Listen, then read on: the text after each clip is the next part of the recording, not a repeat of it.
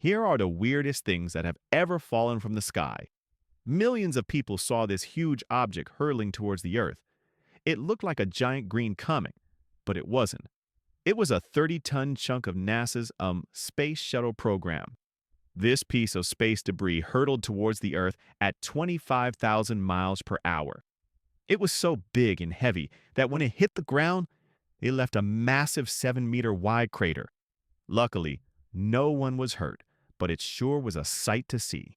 In 2013, a fisherman was reeling in his line when he saw something strange floating in the water. It looked like a log, but it was far too regular in shape. And when he pulled it out of the water, he realized it was a perfect rectangular solid. It was smooth, almost like it had been carved from a single piece of metal, but it wasn't metal. It was made of pure gold. How did it get there? No one knows. A woman in Australia was sitting on a park bench when she saw what she thought was a tornado. But it wasn't a tornado. It was a wall cloud. A wall cloud is a large, dark cloud that forms over a thunderstorm. But unlike a tornado, it doesn't touch the ground. This one was so big that it sucked up all the water from a nearby lake and formed a massive wave.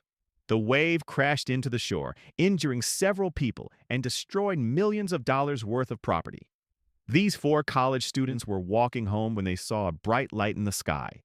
They looked up just in time to see a massive object hurtling towards the ground. It landed in a field and exploded, leaving behind a massive crater.